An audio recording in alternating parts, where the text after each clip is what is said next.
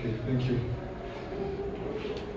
We are now joined for the second half of the press conference. We are joined by the home team coach, Coach Clinton Larsen, who is also the champion coach.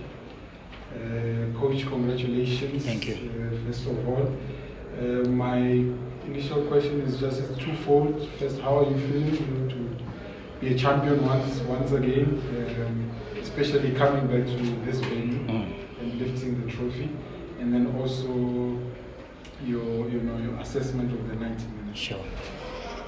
Yeah. Firstly, I must congratulate Sundowns, for the work they're doing in the bar and for setting the bar so high for the rest of us to try and bridge.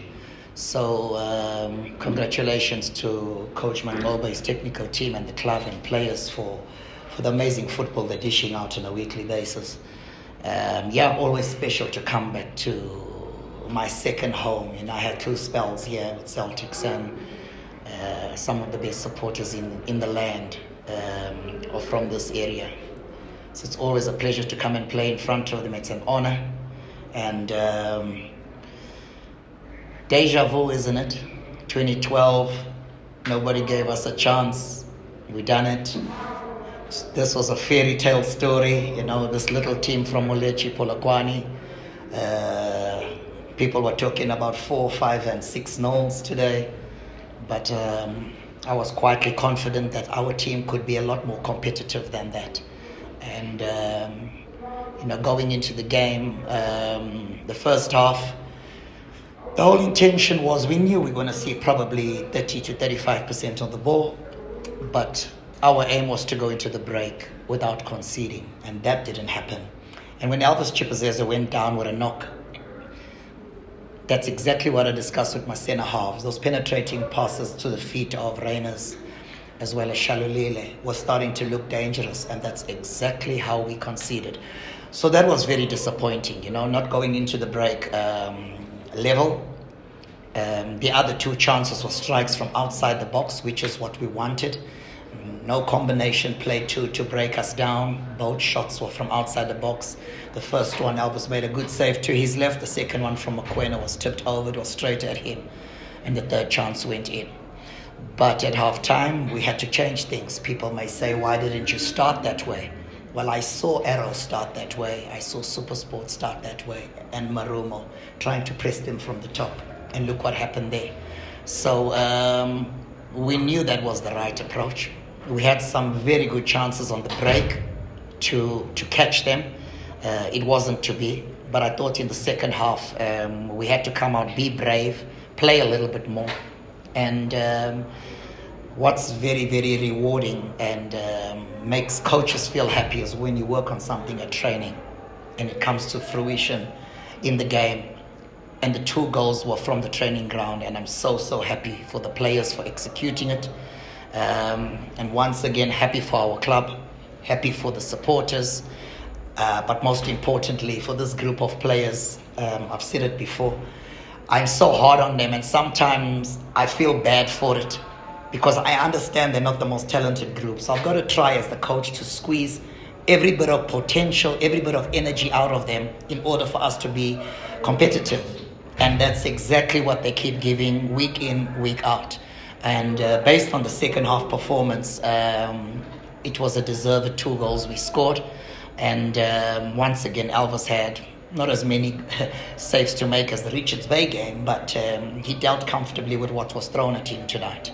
But the players deserve absolutely all the credit for what they've achieved against all odds. Thank you very much, Coach. Let's take questions from the floor. Let's go to Matswara Lonet. Alex FM. I've noted. Hi, Coach. Congratulations on your win. How would you compare today's victory to the one that you played in 2012 when it was all the talk about? Yeah, I think I was asked this question before. I think this one was a lot more difficult. Back then in 2012, even though they had the Shlompo Kekanas and the Billiards, we weren't playing against the national team. This felt like playing Bafana tonight. 6 of these players started the other day and a few on the bench.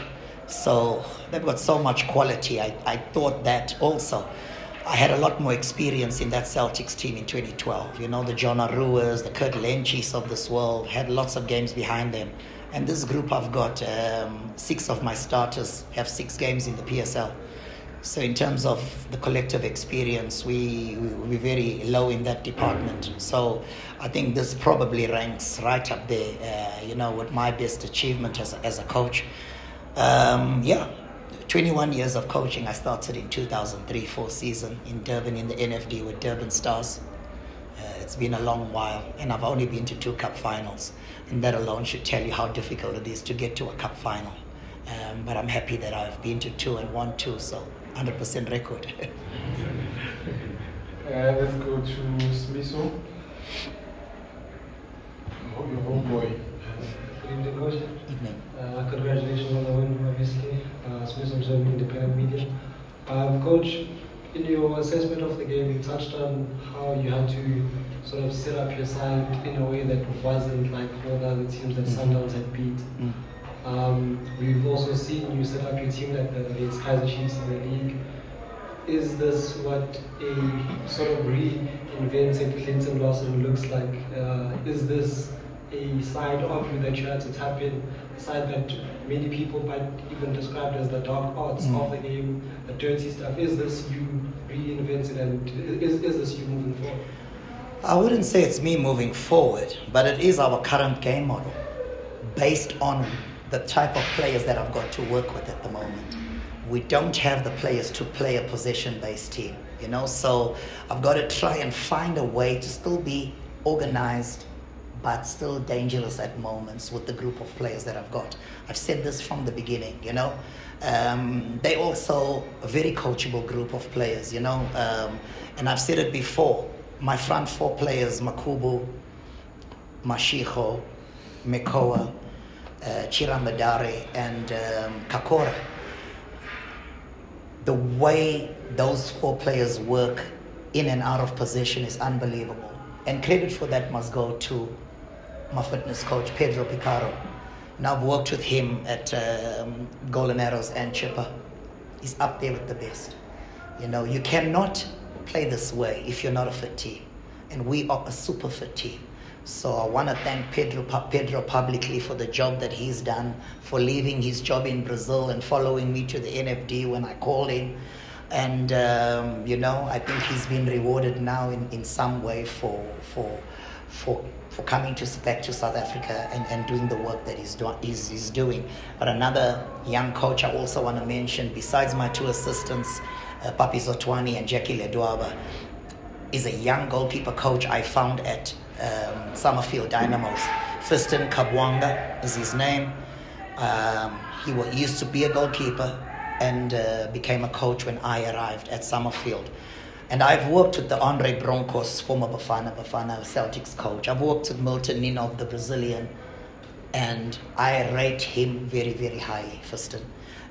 He's proven in a very, very short space of time what a good goalkeeper coach he is. And the performances of Chipazeze, as well as the other 2 you guys may not have seen, are also down to the work being done by him. Elvis has been brilliant throughout the season, but he would not be had it not been for the type of training he's been getting. So I really want to thank my technical team, my 2 assistants, and in particular Pedro and Fiston for the great work they've been doing. Tsako? Congratulations, Coach. Maybe just on the similar same of notes, maybe. What do you make of how this team has actually bought in to what you are trying to do and the way that you are actually trying to make them play? And just in terms of this victory, what do you think it will do for you guys going forward? And also, I think everyone now will be looking at you as before you were kind of minnows, so to speak. Yeah, in terms of buy-in, I think that's the most important thing for any coach. As soon as you get buy-in from your group of players, it makes your job a lot easier. And I've been able to do that. But there are also contributing factors to why that happens. And one of them is the fact that I've got a lot of ex-players that I've coached at other clubs. I've coached Bongani and Pandle, the goalkeeper, our reserve goalkeeper today. I've coached Limbikani and Zava before. Mzwandile Buthelezi, who didn't make the squad today from Golden Arrows. I've coached him before. I've coached Dylan Mekoa. I've coached Samuel Dapo before. Rolani Manzini, I've coached before. I can go on, and these players understand how I work. And for them to pass on that message to the rest of the team is very, very important. And I'm very, very lucky that even though most of them have been discarded, they are reviving their careers in a very, very spectacular way. Colleagues, can we all just make sure that our phones are on silent, please? So, could maybe just what this will do now? And how Sure. you make it? Yeah, in terms of what this means for the club, I keep saying every victory builds confidence. It builds self-belief. And we've been doing that since Golden Arrows, when we got our first win in the league. Immediately the players started to think to themselves, hey, we belong here. We can compete here. And we followed that up with a away point against star-studded Cape Town City team, followed that up with a win at Pirates, and with each game, it's now 8 games unbeaten. With each game you play, the self-belief grows, the confidence grows, and hopefully this does make us a more competitive team in the league, because that is our bread and butter, and that's where we want to be more successful. So we're going to try and accomplish that. It's not going to be easy over 30 games. We know that we might still be in a relegation fight, but I think if we keep fighting the way we did today, we got a big chance to stay up and surprise a lot of people. Quick one from Matlati. Good evening, Coach. You have touched a little bit of Ginger, somebody who has played professional football for more than a decade and has made a lot of contribution to our football and that kind of thing. Today was actually his first cup final appearance. Yeah. He never got to get to a cup final as a player, and he wins it for the first time as a coach. He's somebody that you trust a lot and you work with him very closely. Just a little bit more on him and Sure. What he means to you behind the scenes. Yeah, I think Coach Papi, I worked with him at Golden Arrows when I was there for 3 years at Golden Arrows. He was one of my DDC coaches, along with Vilakazi Kano. And, I saw the talent in him then. And then when I was at Summerfield Dynamos, Papi started coaching in the NFD with Utongati. We played them in the league, we played them in the Nedbank, not in the league, in friendly games. We played them in the Nedbank Cup as well. And we actually beat them and got to the quarterfinals where Sundowns gave us a good walloping. But I understand Papi's brain. He was such a classy footballer, and actually I used his story to motivate our players. A great player like Papi Zotwani, who played for some big clubs like Sundowns and Arrows, in his entire career did not play in a final. So that should tell you how rare these occasions are and how difficult it is to reach a cup final. Like I've said, in 21 years, it's only my second. He's been a great assistance, along with Jackie Ledwaba. The reason I came to the club was because Jackie, who was the then head coach, asked me to come and assist him and become my assistant coach. So he's a selfless human being. What a lovely person. And 2 young coaches next to me that are learning as they're going along, but are very, very intelligent, have very, very intelligent football minds. Okay, as we wrap up, we're going to go to Robin Juk and then Jabulo. If we've got more time, we'll take more, but we still have players as well to bring in. Coach, I want to find out, when you were what's happening, Coach, you were written off by many. Were there opportunities then from the club in the top flight? If there were, why didn't you take them? And also on Zava. Zava, I spoke to him a couple of days ago. He said he almost, quitted football. Mm-hmm. What have you done to him and other guys who are written off to say this is the last time and then make a use of it? Yeah, depends who you ask if I was written off. Summerfield didn't write me off. They gave me an opportunity. Maybe you're talking Premier League. Sometimes as a coach, when you're involved you at a club and it gets relegated, somehow people lose faith in your ability as a coach. And I went to a Polokwane City team. The day I arrived, they had just lost 10 games in a row. 10 games. So from 30 points, they had got 0. And we went into a bubble. And it was a very complicated bubble for Polokwane City. And things didn't work out. The club got relegated. And probably some PSL bosses felt this coach is not good enough. And that's how things panned out. 3 seasons, I was out of the league. But I still worked in the ABC, joined Magesi in the NFD. And now I'm trying to survive one more time in the PSL. With Mzava, yes, Mzava was very close to quitting. You're 100% right about that. But I gave him a call in pre-season and I said to him, listen, because my fitness coach follows him on Instagram. He was keeping very fit in the gym. So he never let himself go. So I knew it would take a very, very short space of time to get him right physically. So after calling him, he agreed to come down for an assessment. And from the first day, I could see it's the same old Mzalva I knew at Bloemfontein Celtics when I signed him as a 19-year-old. And he's come in with that maturity, with that leadership. Another beautiful human being, so great to have around the club. He's always giving advice to this young group of players. And it's really making my job a lot easier as well. Jabulo. Joe Limington from News 24. Coach, when the second goal came, you said unmoved on the bench for a very long time. What was going through your mind in that period? And in performances like this, and we've seen a number of so-called small teams play like this with this hard resolve, but it's not a performance that they consistently show even when they're playing against team on their level. How then do you ensure that you're able to translate this and not just be the ones-off when you play against the so-called big guys that you can play? Yeah, sure. I think when it comes to celebrating, I'm 52 years old now. I don't know if I've got the energy to celebrate goals anymore. I probably will pull my hamstring if I sprint like Steve Compella done to the corner flag. So, listen. I think for me, against the Orlando Pirates, we learned a lesson. Don't celebrate too early. They almost came back and equalized right at the death. We learned that lesson against Kaizer Chiefs, celebrating, making mistakes, conceding 2-2. So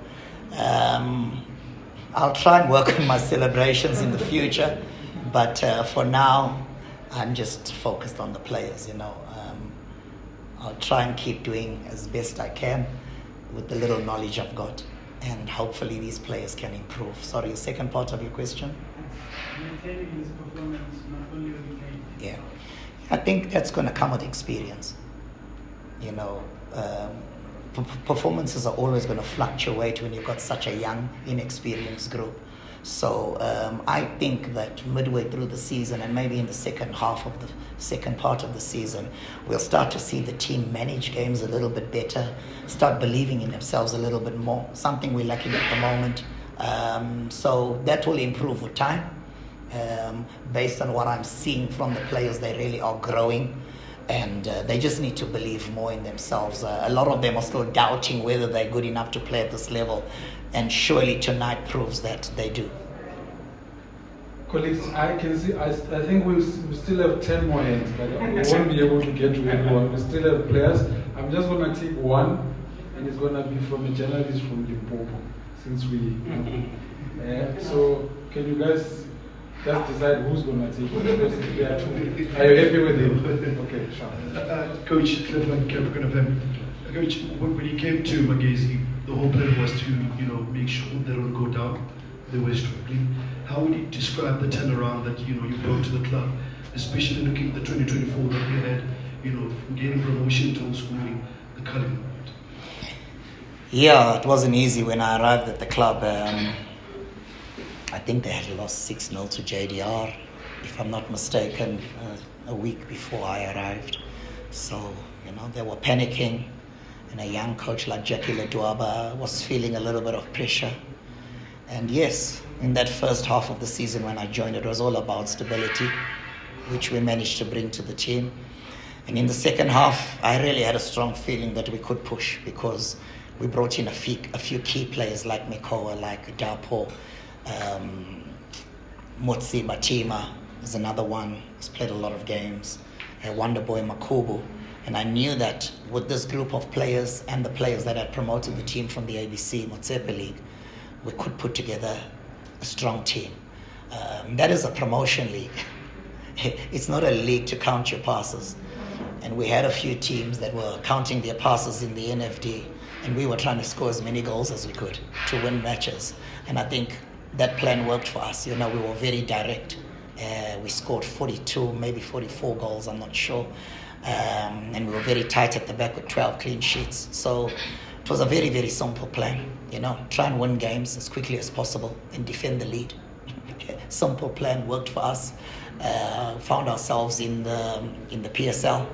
And yeah, like I said, unfortunately, it was a tough window for us. All the players that we had targeted initially, we couldn't get, mostly because their salary bracket was way out of what we could afford as a club. So we had to revise our recruitment strategy, and we then looked at players that were available. I had seen Delano Abrams from Tuks playing in the playoffs against Richards Bay. Thought that he's a decent player, he could help us. Limbikani Mzava. Fortunately, we also managed to get Wonder Boy on a loan again from Skekune. So once we got those players, I really thought that, you know, with this group, we can start to at least be competitive, knowing that we weren't strong enough at the top end of the table. And it's still a lot of hard work ahead for us. We're the team with the poorest stats in the league, by the way. The stats show that. And but there's something the stats don't show. Is the attitude and the work rate and the work ethic of the team. Stats don't show that. They'll show we've got less possession. They'll show we've got more goals, shots at our goal. They'll show we lose the ball in our half, in the opponent's half. They'll show all that. But nobody works harder than the Magesi players. And just because of that, I think we can compete. Thank you, colleagues. Thank you very much, Coach.